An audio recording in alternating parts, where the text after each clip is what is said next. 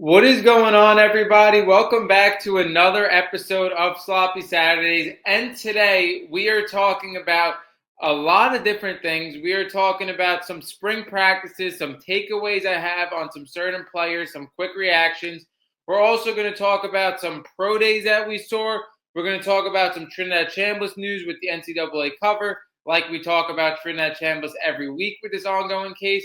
A lot of different things we were talking about in this episode. Very different from my normal episodes. A lot of times I'll do a short little episode and do in-depth review on like a certain one topic. This we're kind of going to be bouncing around all without spring practice. With our spring practices, we didn't get footage of every single team. We weren't able to get content of every single team. So we're really going in depth on 4 practices when you look at Alabama, Oregon, Ohio State, Texas. Those are where we got the most takeaways from. And again, they're the most exciting programs for you guys.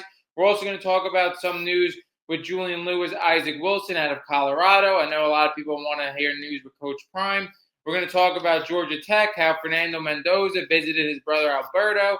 Talk about that a little bit. So, yeah, a bunch of different things we're going to talk about in this episode. Very different. Like I said, usually we have an episode on one dedicated topic. But before we get into this episode, I do want to discuss with you guys a little bit about my short form content. Now, I have to thank you guys a lot. You guys absolutely blew up my TikTok this week. We had like 160,000 views in 5 days on TikTok. Again, a lot of people may be looking at that like that's not a lot of views. For me, as a small creator, again, I absolutely appreciate it. And for you guys, if you guys don't tune in on my TikTok, on my Instagram, and then on my YouTube Shorts as well, I know some of you guys are viewing this on YouTube right now. We post short form content. We post about 4 or 5 things a day. So if you guys want constant college football updates, and it's not just, clips from this podcast, we give you guys constant highlights and news. If you guys remember, in season, we were basically putting out touchdowns right when they happened, in-game highlights right when they happened. And now throughout the offseason, very similar with these spring practices, we're giving you guys constant clips as we get them as content as well. So it's not just, again, like if you guys are avid podcast listeners of me, it's not just clips from the podcast that you already saw. We are giving you guys constant highlights and clips as news as well. So that, I just want to tell you guys again, like I said, thank you for absolutely blowing up my TikTok. I'm trying to get better with how I clip and visualize things for you guys. As you see, I'm constantly changing the format and stuff. But today, we are getting to, like I said, all the news with spring practices. And we're going over 4 major programs that I have a decent amount of takeaways from. Very short, quick reactions. And then after that, again, we're going to kind of go all over the place with pro days, maybe 1 or 2 things from other smaller programs with spring practices. First program I want to go over is Alabama. Now, Alabama, we saw Ryan Williams for the first time ever rocking the number 1 and the new name, Coleman Williams, as a hyphen last name on his back as well. Very weird seeing Ryan Williams wear number 1. For me personally, it reminds me a lot of Jameson Williams. Again, Ryan Williams, we know as that elusive receiver. Very exciting down the field. I wasn't going to make a dedicated episode on him changing his last name and changing his number. I didn't think that was necessary. Again, I kind of like to give you guys stuff that really impacts the game of college football, not kind of those side things. So Ryan Williams, we get to see his first look at number 1. I personally don't know how to feel about it. Again, for me, when players change their numbers, hyphen their last names, all these type of things, especially when it's a well-known player like Ryan Williams that has been, again, one of the top players in our sport the last 2 years, very weird seeing him change to a different number, but he looked really good. For me personally, I feel like he got most of his work done in this spring practice with Austin Mack. We're going to get into that QB battle, but before I get into that, I also want to talk about Daniel Hill. Daniel Hill looks like an absolute freak. I mean, we see him as a 6'1" running back that weighs in at 244 pounds. Daniel Hill, for me, has a lot of upside in this Alabama offense. I think Alabama really needs to get the most out of Daniel Hill. Again, like I said, him squatting 805 pounds is absolutely ridiculous. This guy's strong as hell. We saw in late of the season, this guy come on a little bit. I thought he looked like the better running back late in the season than Jam Miller. My biggest thing with Alabama and this running back room, I talked about it time and time again, how they were not able to support Ty Simpson last year. It was a mix of the offensive line and the running game. I felt like the offensive line was inconsistent, and Ty Simpson has no constant running game last year, and I believe that hurt him and hurt his draft stock. Like I continually say, I do believe he is the best quarterback in this draft. But like I said, getting into Daniel Hill, I think Daniel Hill has so much upside for this Alabama offense.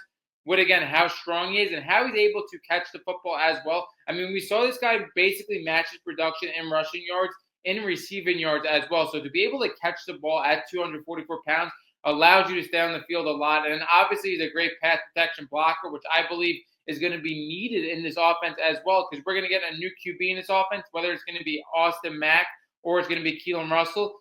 But Alabama's running back room, I believe, has more upside than last year, because also we have A.K. Deer, the 2025 recruit that was number 2 running back in his class.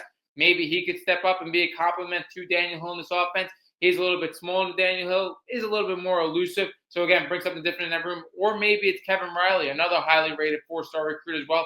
They definitely needed to get more in this running back room than last year. And I believe Daniel Hill, another year forward, he could definitely bring a lot of upside. I really like what I saw from him, like I said, at his Alabama spring practice, and everything I've seen of him, like I said, him squatting 805 pounds, absolutely ridiculous. I also want to get into Darian Morgan as well. So Darian Morgan turned a lot of heads. He's getting Julio Jones comps, just basically how he's coming in as a freshman at 6'4", 223 pounds. He comes in at a 4-star freshman with a 97 grade. Again, I'm saying 4-star, depending on which site you go off of. He could be a 5-star to some people. He was the number 5 receiver in this class. Why I love the upside of Darian Morgan so much, just bring something completely different to this Alabama room.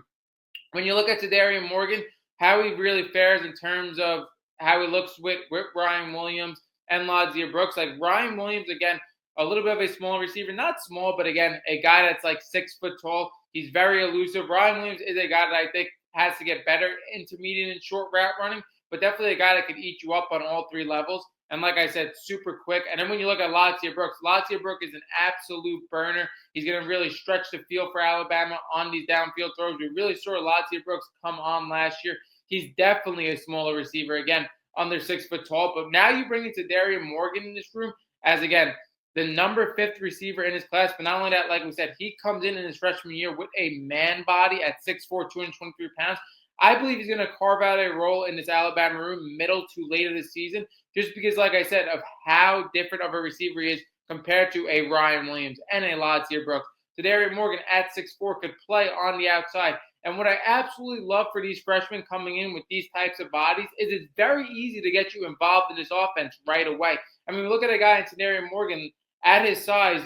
He could play on the outside. Not only that, he's going to be a threat in the red zone day one. So I really like what I saw out of Darian Morgan in his spring practice, just basically how he's coming in.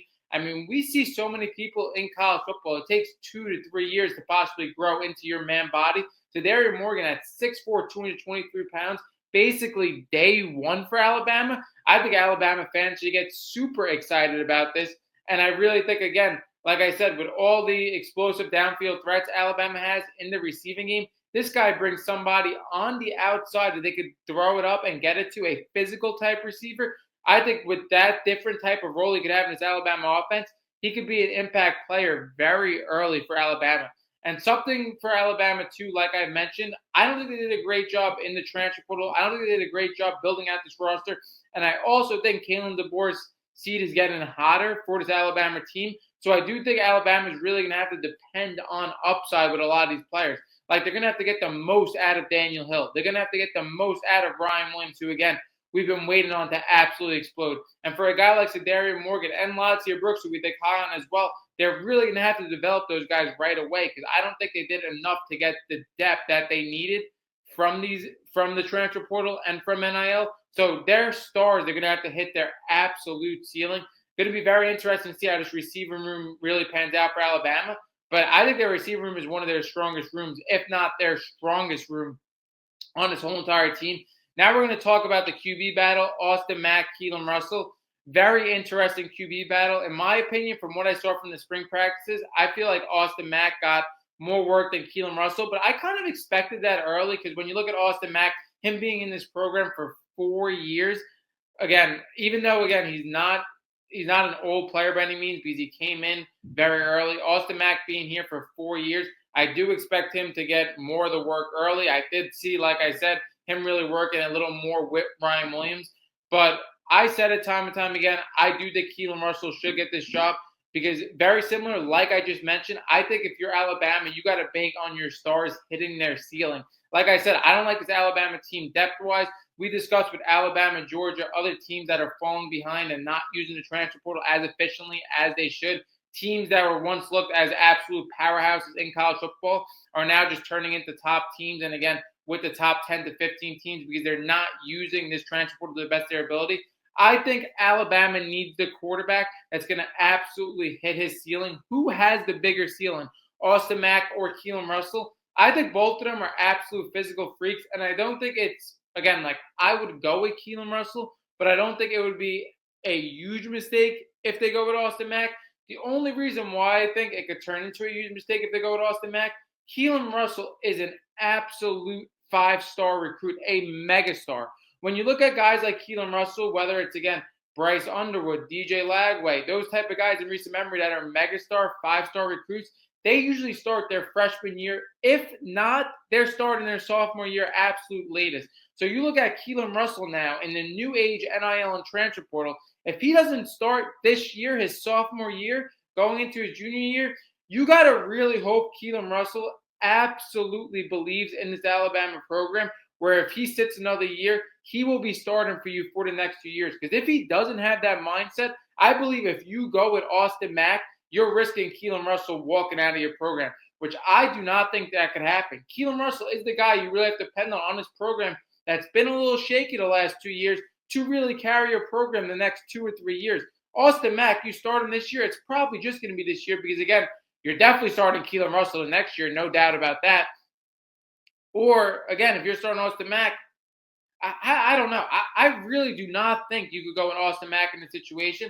Would it be the worst thing possible? No. A 6'6 quarterback with a rocket arm and has the mobility, the athleticism. I 100% get it. But Keelan Russell, I think, is a guy that they've been waiting on in Tuscaloosa. And for this absolute five-star, this megastar, I do not think you could risk him walking out of the program. And I know Alabama fans love to say, like, hey, it's about who's the better player right now, who should win that job. But I also think you got to look at as the ceiling of these players. When you look at, again, how this roster is, you got to get the most out of these superstars. Who's going to give you the highest ceiling? Not only that, you got to look at the long-term future of this program as well. Like, Keelan Russell has to be the future of your program. I think you're risking that if you go with Austin Mack. I really do believe that. That wraps up this Alabama spring practice, some of my takeaways there. Now we're getting into Oregon. Oregon, I believe, is another very interesting team this season. I think Oregon is kind of that team that really is going to be able to push their chips forward this season. And I think they had a lot of really fortunate things work out with them in the offseason. We discussed that time and time again. I mean, my last video, my last podcast, if you guys want to check that out, we talked about the depth of this Oregon receiver room being absolutely ridiculous. First thing I want to talk about is how Dante Moore looks absolutely locked in the spring. When we talk about Dante Moore, him passing up the NFL draft, he was basically slotted at the number 2 pick to the New York Jets. He says, no, I want to stay in Oregon another year. A little bit risky, but it does remind me of Justin Herbert. Justin Herbert was a top 5 pick. Again, going into his 4th year, he decides to stay at Oregon. Dante Moore kind of follows the same path. The only reason, again, I do think it is a little risky because once you're slotted at the number 2 pick, you can't go up much higher than that. And I get he wants another year of development for his football development. But again, you're risking a lot. Injuries, something happens, something goes as expected. We've seen that story time and time again. But I think Oregon is going to have a great roster around Dante Moore. We could definitely be a first-round pick next year as well and further his development. Like I said, he looked locked. The biggest thing I saw from these Oregon spring practices is his connection with the Corey Moore. I think that's going to be the most important connection for Oregon this season. When we look at the Corey Moore last year, again, he was the number 1 rated receiver coming in to college football, but he had injuries and stuff. So, again, his season didn't go as expected, but I think it's very important for Dante Moore to build his connection with the Corey Moore. I think Dante Moore staying in the year is only going to further the Corey Moore's development. The Corey Moore, a guy that's super explosive. I think he reminds me a lot of a Jackson Najigba, a lot of a Makai Lemon, a guy that's a great route runner, a guy that has not necessarily the speed, but the quickness in the slot to be able to consistently get open. The other thing I really like the Corey Moore, especially in the beginning of last season, is how he's used in the run game as well. For a receiver like that to be in the extension of the run game too, he's a threat all over the field. And I do think the Corey Moore is a guy, even though he is a little smaller in size, do think he's going to be able to move in and out of the slot and play on the outside as well. But I do think this guy, very similar to, like I said, a Makai Lemon and a Jackson Najigba in college. I really think you want this guy with his quickness and his route running to be able to consistently eat in the slot because nobody's going to be able to guard DeCorian Moore in the slot. I really like how Dante Moore looks like he's going to develop DeCorian Moore. I think DeCorian Moore and Evan Stewart, it's going to be a battle to see who's going to be the number one receiver in this program this year. We talked about how these receiver room for Oregon might be the deepest receiver room. When we look at this talent-wise, like they're 6-7 receivers deep. But Evan Stewart, I think, is going to be very interesting to see how this year pans out for him. For Evan Stewart going into last year, I thought this guy had top 5 upside. But with Evan Stewart, he's just not able to stay on the field. We talked about last video how I do really like how Evan Stewart brings something a little different to this Oregon receiver room. Because this Oregon receiver room is super young. When you look at guys like DeCorian Moore, Jeremiah McClellan, who we're going to get into, those guys going into their sophomore year. And then when we look like a lot of these freshmen as well, they got 4 5-star freshmen. You got Gatlin Bear, who's going into his first season in college football, even though, again, he is a little older. So this receiver room is very young. So I do like that you have that constant veteran in Evan Stewart, who, again, was a top receiver in college football. He was on this Oregon team with Dylan Gabriel when this team was a powerhouse. So, again, with that experience, I kind of do like what he brings in that room. Jeremiah McClellan had an absolutely spectacular catch in Oregon spring practice. I said it time and time again, as much as I do love a lot of the 4 and 5 stars behind Jeremiah McClellan, I do think Jeremiah McClellan is for sure going to get this number 3 job. Why do you think he's going to get this number 3 job behind Evan Stewart and DeCorian Moore? Because I really like what Jeremiah McClellan did last season. I mean, he had 500 yards as a freshman, and this was a guy that wasn't starting in the beginning of the year. You had DeCorian Moore, you had Gary Bryant, you had Malik Benson all in front of him. But when the receiver room got kind of thin for Oregon and players started to get injured, Jeremiah McClellan came in and he was able to really show that he could be a starter in college football. Jeremiah McClellan, I believe, was a massive add for Oregon last year, taking him away from Ohio State, bringing to Oregon, your arguably biggest rival now in the Big Ten. And like I said, he had a spectacular catch in practice who we're gonna clip in this video. But I believe Jeremiah McClellan is going to be the number 3 receiver. Not only is he a sophomore coming in, I do think he has the talent to be a starter. I do think, again, how he came off of last season is definitely going to get him that number 3 spot right away. And then also his ability to play on the outside, on the inside, allows these receivers to move around. I think Jeremiah McClellan is definitely going to be the number 3 receiver. And again, I think Jeremiah McClellan is super underrated. Again, when we look at a 4-star top 20 receiver in his class, again, doesn't jump out of you like a 5-star, like a DeCorian Moore or a Gatlin Blair. But I think Jeremiah McClellan really showed when this receiver room got thin that he could be a starting receiver in college football for this Oregon team. And I do think, again, his versatility, being able to play inside and out for Oregon, I think that's going to really what gets him the job as a number 3 receiver. But then again, like I said, with how deep this Oregon receiver room is, you have this spot in the beginning of the season. You got to earn it every single week. Now we're getting into Coy Parrish, Brandon Finney. I believe Dan Lanning is like in heaven right now with these 2 stars they have. I thought Coy Parrish and Brandon Finney both looked really good in his Oregon first practices that I saw. I think they're elite. I think Coy Parrish, again, that ad for Minnesota, I talked about how huge that was. Just because, again, I think Dylan Dieneman is the second best safety in this NFL draft. I thought Dylan Dieneman was arguably the best player on this team last year. That's how good I thought Dylan Dieneman was. And to be able to put in Coy Parrish, who, again, now you could say is a veteran in college football, who was one of the best safeties last year in college football, and you just get to plug and play him as an elite player on this offense from the transfer portal. And with just how much Dan Lanning loves to develop secondary players, we know that's his bread and butter. I think that was absolutely huge. And then Brandon Finney, another guy that's just absolutely falling under the radar to me. Brandon Finney was the MVP of the college football playoff game against Texas Tech last year. He was absolutely shut down. That was one of the best performances of the college football playoff from any player. Brandon Finney was, in my opinion, had one of the best freshman seasons for a secondary that we have seen in recent memory. And I think Dan Lanning is absolutely salivating, knowing that he has 2 more years of Brandon Finney at least on this defense. Brandon Finney, I think, is absolutely going to explode this year, and he could make an argument for the best corner in college football next year. That's how good he is. Now, another thing I do want to go over, Dylan Raiola. We do get our first look at Dylan Raiola in this Oregon uniform. This is going to be a little tough getting into. Now, everybody who knows me knows how much I didn't like Dylan Raiola his first 2 years in college football, just based on all the Mahomes stuff. I believe, again, if you're that elite of a recruit, if you're that elite of a talent, there is absolutely nothing wrong with you trying to model your game after somebody, with you looking up to a quarterback. Nothing wrong with that.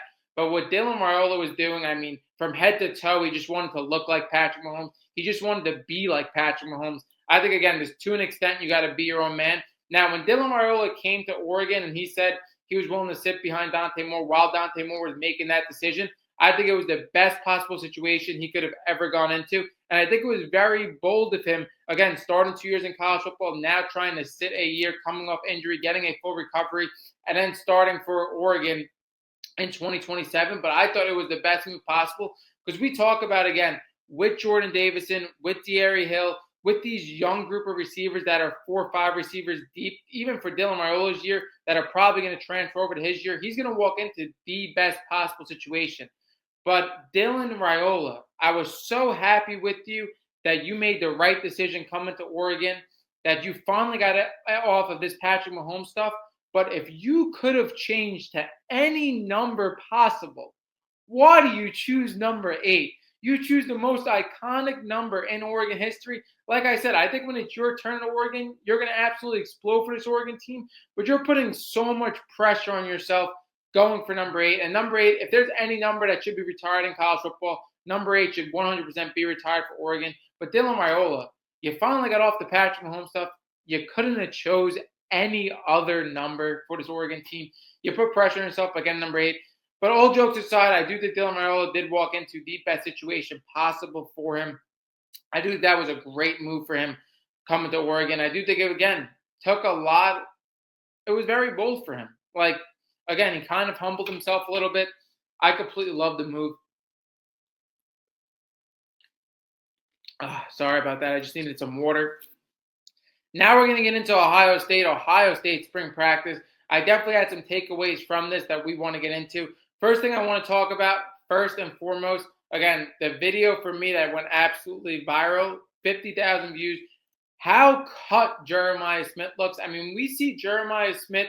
We haven't seen Jeremiah Smith for, 3 months? This guy comes in, and I think his body looks even better than it looked 3 months ago. I think Jeremiah Smith, I mean, we saw year 1 from Jeremiah Smith, arguably the best player on a national championship team as a true freshman, icing the national championship on a fade route. His second year absolutely exploded again. One of the best players, if not the best player in college football last year. In year 3, with how good his body looks, again, I absolutely hate comparing college players to Hall of Famers, but Jeremiah Smith literally looks like Julio Jones. At his size, the way he's able to move at his size, how he's coming into Ohio State in the spring, I mean, we are possibly looking at the best receiver season we may ever see from a college football receiver. This is one of those situations in year 3 for Jeremiah Smith where he is a pro playing the college game. It's very rare we say this. We say this about Trevor Lawrence. We said this about a couple people throughout college football history. This is a pro player playing college football in year 3. I don't even know. You may have to look at Jeremiah Smith for Heisman. And I think the interesting thing with Jeremiah Smith, and we're going to get into the other receivers, whether it's Chris Henry Jr. coming in as a freshman, whether it's Shaquadin Guilford coming in as a freshman, or whether it's Brandon Inniss in his last year, I think Jeremiah Smith, when you look at year 1, the 2 running backs they had Emeka Egbuka, they had Carnell Tate, and then you look at last year, him and Carnell Tate. I think there's going to be way more share of this offense for Jeremiah Smith than ever before. I think, again, for these freshmen coming in, like, I think they're going to have to learn the playbook a little bit. And for Brandon Inniss, I do think, again, he's going to be more important than ever for this Ohio State offense. And I do think Brandon Inniss is kind of following that Carnell Tate route a little bit. I don't think he's as talented as Carnell Tate, but when you look at Brandon Inniss, I mean, him being that 4th receiver in the national championship and him being that 3rd receiver this year, now he finally gets to be that 2nd receiver day 1. Very similar to Carnell Tate. Like, Carnell Tate was with Marvin Harrison Jr., and he was with Emeka Egbuka. Then his next year, he was with Jeremiah Smith and Emeka Egbuka. Then finally, he was able to get that wide receiver 2 role. And we know Ohio State really, I feel like they develop talent the best possible way. They give receivers enough workload to make them stay and manage all his talent. They just are able to get, I don't even know how to explain it. They're able to get each receiver on the field for the correct amount of time to make them stay. And then in their last year, they really give them that work. I think Brandon Inniss is going to get more work than ever, but I do think these freshmen are going to come on as well. Before I get into Chris Henry Jr. and Jaquan Guilford, I do want to talk about James Smith. James Smith, I think, was the biggest add for this Ohio State team this year. I mean, you could argue it's Chris Henry Jr., but with the amount of turnover that was on this Ohio State defense, I do think, again, when you look at Sonny Styles and you look at Alvaro Reese and Caleb Downs, we all know those guys are going to be top 10 picks in the NFL draft on this defense. It was important that they get that plug-and-play elite talent, and they got it from the transfer portal in James Smith. I do think this was a massive add as well because you take James Smith away from Alabama, and I thought James Smith in these spring practices looked like the most impressive player for this Ohio State team. Again, I do think he's going to be a guy that gets to the quarterback more often than anybody from this defense. He is a physical freak, and the one thing that was funny to me about James Smith is him rocking number 3 as a defensive lineman. I do think that's an odd number to wear, but James Smith was the biggest add for this Ohio State team because they did have a lot of turnover. Now, I'm not worried about this Ohio State defense because I do think that they have enough talent to be a top defense, and I do think, again, their biggest add on the coaching cycle was able to retain Matt Patricia. We all know Matt Patricia did an historic job on his defense last year, and to have a guy like that brings NFL defensive schemes to college football and the amount of talent he does have to work with still, I do think this Ohio State unit is going to be a top unit in the country on the defensive side of the ball. Now, like I said, we're going to talk about Chris Henry Jr. and Jaquan Guilford. Jaquan Guilford is rocking number 2 for Ohio State. Ryan Day did give it to him.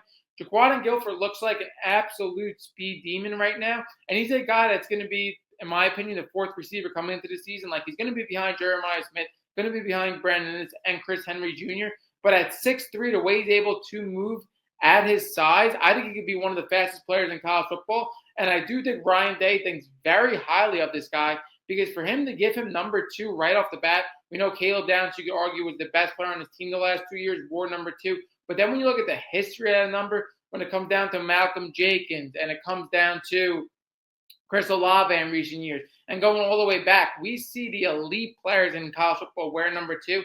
And for him to give that to him as a freshman, I think it shows a lot of what Ryan Day thinks of him. I think it's going to be very interesting to see him and Chris Henry Jr. Chris Henry Jr., I believe, has the talent day one to be an immediate impact player, like we saw in previous years with Jeremiah Smith, his impact as a freshman, and Mally Toney this year. I think Chris Henry Jr. has the opportunity to have a great year one, and I do think it is needed for this Ohio State room. There isn't many veterans in front of him, like we said. I think he has a lot more talent than Brandon Inniss, but again, we talk about how difficult it is to really get your mind on an offense in year one. I do think Brandon Inniss is going to have the upper hand day one than a Chris Henry Jr., but I think middle, late of the season, Chris Henry Jr. could definitely be a number 2 receiver for this offense. And very similar, like I said, to Sadarian Morgan. When you get a guy like Chris Henry Jr. that's 6'5", like, I think he's going to have immediate impact right away. He's going to be able to be used on jump balls. He's going to be able to use in the red zone. So they're going to be able to ease him in just because of how much gifted he is physically. And then he's going to absolutely explode once he's able to learn the offense. I think Chris Henry Jr. could be one of the best freshmen in the country year one. It's going to be interesting to see how he develops in the system. Now, the last thing we want to talk about when we're going to talk about Ohio State is Julian Saint's legs being an X factor. We saw Julian Saint in these spring practices really work on running the football, and Ryan Day came out and said the X factor for this Ohio State team is going to be how Julian Saint uses his legs. Now, I'm a little split on this. I'm not going to lie to you guys. I'm a little split on what I think about Julian Saint's legs being the X factor. I think when Ryan Day looks at how he lost to Indiana and how he lost to Miami last year, he's really looking at how they got dominated in the front by these defensive lines. And he's saying to himself, like, Julian Saint has to be able to expand his game a little bit to be able to run when he has to and to be able to extend plays. But when you look at Julian Saint, I don't want Ohio State in this offense to get carried away. He's not a dual threat quarterback. He is the best pocket passer in all of college football. His accuracy, his anticipation is next level. It's elite. And the way he's able to get the ball out as well, you want Julian Saint to stay in the pocket and absolutely dice up defenses. But I do agree he does have to have the ability to extend plays, possibly a little further. But let's not get carried away with this at all. You want Julian Saint to carve up defenses inside the pocket. But again, for these ferocious defensive lines, if he's able to extend plays possibly a little bit more, this Ohio State team, I think Ryan Day could be unbeatable. I think that's why he said Julian Sayin legs are going to be the X factor. But again, for this Ohio State spring practice, I think the receiving core, again, has a lot of upside. It's going to be very interesting to see how fast Chris Henry Jr. and Jaquan Guilford can learn this Ohio State offense. And I do think Brandon Inniss is going to have more of a role in the beginning of the year than he ever has. Again, he's on his last year at Ohio State. Like I said with Cardinal Tate, we all know how these receivers are used in the last year. Jeremiah Smith, my God, you look like a monster, Jeremiah Smith. Now we're going to get into Texas. Texas, the last team we're really going to go kind of like in depth. We have the most takeaways from their practice. Now, the first thing we want to talk about with Texas is visor Arch. Arch Manning wearing a visor. That was absolutely insane to me. Arch Manning is very different from the other Mannings. We've seen this time and time again throughout his very short career in college football. We saw, I forgot what game it was, Arch Manning really got in somebody's face. That's how he's different. Then we also see his running capability like his grandfather, but very different from Peyton and Eli. This guy's a true threat running the football. Now he comes in with an icy visor in the first day of spring practice. Arch Manning has drip, very different from the other Mannings. But now we're getting into a more serious note. We see the first look with him and Cam Coleman. We see on the sidelines him and Cam Coleman had some camaraderie, and it's very important that in these spring practices that Arch Manning and Cam Coleman build this chemistry, because you are possibly looking at the best quarterback wide receiver duo in the country. It's very similar to Julian Sayin, Jeremiah Smith. Those are going to be the two competition for best quarterback receiver duo. But Cam Coleman, that you could argue the best addition out of anybody in the entire transfer portal, possibly the best player in the transfer portal. It is very important through these spring practices that him and Arch Manning gain chemistry. And Cam Coleman looked like an absolute freak in these spring practices. I saw him that he was able to get up for a ball. You've been able to see, like, again, the athleticism of this guy. His size and his athleticism really does remind me of a George Pickens, and you see the spectacular plays that he makes. For Cam Coleman, very similar to George Pickens in college, I do think he's going to have to be able to work on his route running, possibly a little bit more. But Cam Coleman is an absolute freak. Cam Coleman is going to be a top 3 receiver in college football. He made the best move possible, him pairing up with Arch Manning. Not only is Arch Manning an elite quarterback in college football coming into this year, but it also gives him the most eyes. One guy I do want to talk about as well is Jermaine Bishop. I believe Jermaine Bishop has an outstanding opportunity in this Texas offense. Why I believe this? I'm going to tell you. So for Jermaine Bishop, this guy looked like an absolute burner. The way he was moving in spring practice, it looked effortless, but I think he's going to have the opportunity to carve out a role in this Texas offense, because when you look at the veterans in Cam Coleman and opposite side of him in Ryan Wingo, I think they could use an absolute burner to bring something different to this offense. And even with the running backs, with Arch and the 2 receivers, they have enough veterans in this offense. They could take a shot on a freshman. I think Jermaine Bishop, late of the season, could really carve out a starting role for this Texas team and really be a true impact player. I thought, again, that was my biggest takeaway from this Texas spring practice, like how good this guy looks as a 5-star receiver. And like I said, with all the veterans they have in this offense, Jermaine Bishop has an opportunity as an underclassman to really come in and carve out a role. And again, he brings something completely different to this offense, where you look at Cam Coleman, he's that athletic freak. He's that jump ball receiver. When you look at Ryan Wingo, he's probably the best route runner in this offense. Jermaine Bishop can be that field stretcher as an underclassman in an offense full of veterans that could bring something completely different to this offense and possibly the best offense in the entire country. Then also, when we talk about Texas, I just really want to sum it up. We're going to get into it time and time again throughout this offseason. But I think Texas, everybody was on Texas a year too early, possibly. I think this is the best Texas team we have possibly seen in the last, I don't even know, like 10 to 15 years. I think with the amount of players that they have on this offense that are veterans, we talked about Raleek Brown, we talked about Hollywood Smothers, how this backfield is possibly the most explosive backfield in all of college football, how they are in a good state in their college football career as veterans. Obviously, Arch Manning, I think people are on a year too early. Cam Coleman is going to be a top 3 receiver in college football. Ryan Wingo could possibly be a top 10 receiver in college football. Then when you look at the defense, I think they possibly have the best defensive player in all of college football going in his last year in Colin Simmons. Like, the amount of veteran blue chip talent that they have on this team, everybody was a year too early on Texas. Texas is going to absolutely explode. I know a lot of you guys are getting excited from the spring practice, like I said, with Arch with the visor, with Arch's first look with Cam Coleman, and then also like Jermaine Bishop is getting people's eyes to absolutely explode. I think Texas is going to be like a true national championship contender this year. I truly believe that. Now we're going to get into a lot quicker takeaways. We're getting into Colorado. A lot of people are kind of making a little bit of rumors with Colorado where Isaac Wilson has looked really, really good for them. Julian Lewis may have not looked as expected. When we saw it at Colorado spring practice, Julian Lewis did throw a bad ball that was intercepted. Isaac Wilson, again, probably looked like the better quarterback in the first time we're getting to look at the spring practice.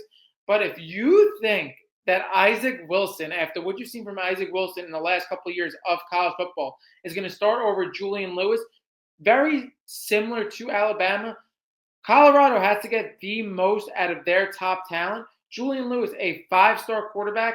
How Colorado was able to retain him this offseason, I don't know how that was possible. Again, definitely comes down to NIL. Definitely comes down to him getting the starting job, being guaranteed possibly the starting job. There is no chance Isaac Wilson starts for this Colorado team. They were able to retain a 5-star talent quarterback in Julian Lewis in a program that's absolutely dying. There is no doubt they're going to give Julian Lewis the runway. I don't even want to hear about Isaac Wilson. Now we're also going to talk about Georgia Tech. Fernando visiting his brother Alberto at Georgia Tech. I don't think Alberto Mendoza, I said it time and time again, I don't think he's guaranteed the starting job. I do think he's going to be the front runner. I think the biggest thing for Alberto, we said this, how he was able to get in games for Indiana towards the late time of games. I think that's really word to give him belief in Georgia Tech, to really say, like Brent Key, like, I believe Alberto could be a starter for us. I do think, ironically, he does have more running ability than his brother Fernando. But I do think this Georgia Tech offense is really going to be a run-first offense. I do think they have one of the best players possibly in the entire country, one of the most underrated transfer portal guys in Justice Hayes. When we look at Justice Hayes, the first 7 weeks of college football, you could argue he was the top running back in college football, even with Jeremiah Love there. He was absolutely tearing it up. So I do think this offense is really going to run through Justice Hayes. But again, Alberto has a couple of 3 and 4-star talents in this room that he has to compete with. I do think, again, a little bit because of his last name, but then also I do think Alberto could be a dual threat. And I do think, again, whatever quarterback starts for Georgia Tech, I don't think they're going to have too much on their shoulders. It's going to be a run-first offense. But again, I just thought it was very cool for Fernando. Georgia Tech really allowed Fernando to come and visit his brother Alberto and be on the sidelines with Haynes King, with Brent Key. Thought that was a cool moment. Now I do want to get into Clemson's Pro Day. Clemson Pro Day, we see Cade Klubnik really show his accuracy in this Pro Day. For me, Cade Klubnik has always been extremely overrated.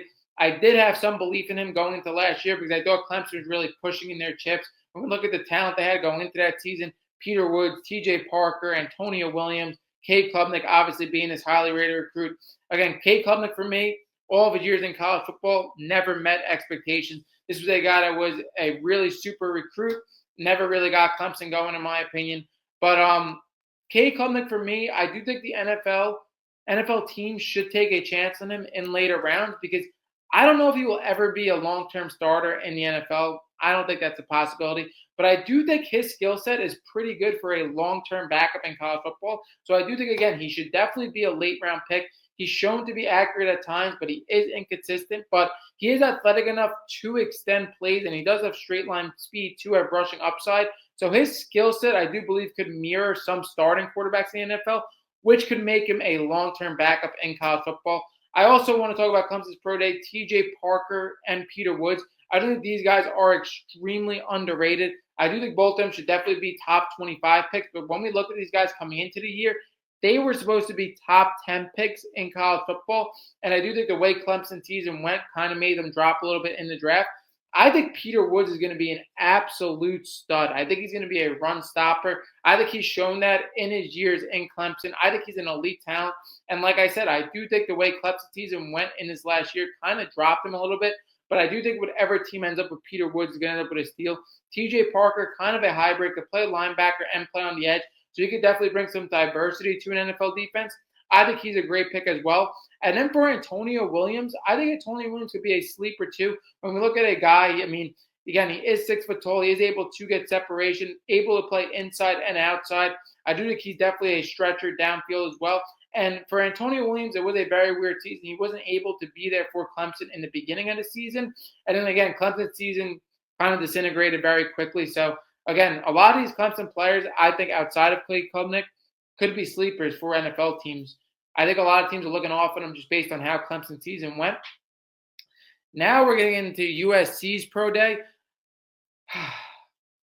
First of all, I said it, Jacoby Lane at his size, athletically, I think Jacoby Lane could be a sleeper, 100%. I do think he was able to make spectacular plays, and obviously he was in an offense with Mekhi Lemon that was the focal point of that offense. But I think a lot of people are overreacting to Mekhi Lemon and stuff that they should not be overreacting to. When I see Mekhi Lemon, a lot of people are talking about at his pro day how his running style was awkward and how he only ran a 4.47. But Mekhi Lemon is very similar to a Jack Smith-Njigba, Amon-Ra St. Brown. His route running and his quickness, not his speed in the slot, is really what's going to separate him on the NFL level. He's a guy that's going to be an absolute mismatch in the slot because of this, and he's perfect for the modern-day NFL. I don't think anybody should be overreacting that he wasn't the fastest receiver we've ever seen and that his running style is awkward. We saw him be a Biletnikoff winner in college football, and he absolutely dominated for USC. This guy's going to be a home run for whoever drafts him in the modern-day NFL just based on his skill set. Like, nobody should be overreacting to his pro day. So I just had that take with Mekhi Lemon. Now the last thing we're going to talk about as we wrap up this episode is Trinidad Chambliss being denied of this NCAA football cover. This was very interesting to me. I have two kind of separate takes on this. Now, the first thing I do have to say with Trinidad Chambliss and his NCAA cover is very similar to me, and I know I've been receiving hate from you guys on social media. NCAA thinks the same type of thing I do, where the Trinidad Chambliss case is not over. It is ongoing, and there is a slim chance that Trinidad Chambliss doesn't play the season in college football. NCAA told Trinidad Chambliss, EA Sports, they said that they cannot fathom the risk of Trinidad Chambliss not playing this year and putting him on the cover. That's what made him lost out on his NCAA football cover because he was a finalist. He was a top 3 finalist, and they basically told him, like, hey, we'd rather go with the guy that's guaranteed to play college football next year when your case is still ongoing. What I think about this is I think, again, if NCAA wanted to go, EA Sports, NCAA, I keep saying NCAA, wanted to go with another player because they're guaranteed to play this season and they want somebody who's going to be playing college football this season, 100% makes sense because, like I keep telling you guys, this Trinidad Chambliss case is not over. But I think they could have went with Trinidad Chambliss in the sense of Trinidad Chambliss absolutely tore it up last season. The story is incredible. You're not going to find another story like it. And I don't think there's anything wrong with putting a player from last year on the cover that isn't going to play this year in college football if that were to be the case. Like if NCAA, EA Sports wanted to go with Fernando Mendoza or they wanted to go with Jeremiah Love. Like, I don't think that's a bad decision necessarily, putting somebody who absolutely tore it up last year that isn't going to be in the game as, again, a regular this year. I don't think that's a bad move, but I do think EA Sports definitely is thinking very similar to me in the sense of, like, this case is not over. We don't want somebody who's going through a case right now. A little controversial. I get it. Again, who are they going to go with? I don't know. Maybe they go with an Arch Man, Julian Sain. I know Jeremiah Smith's been on the cover. It's going to be very interesting to see who they go with. But yeah, a little bit of a longer episode. That wraps up this episode, going over some spring practices headline, going over some other headlines below. Also, like I said to you guys, absolutely have been supporting me on TikTok and keep tuning in on short form content. We're going to keep constantly getting stuff out for you guys.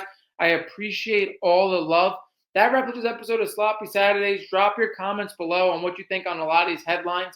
And we are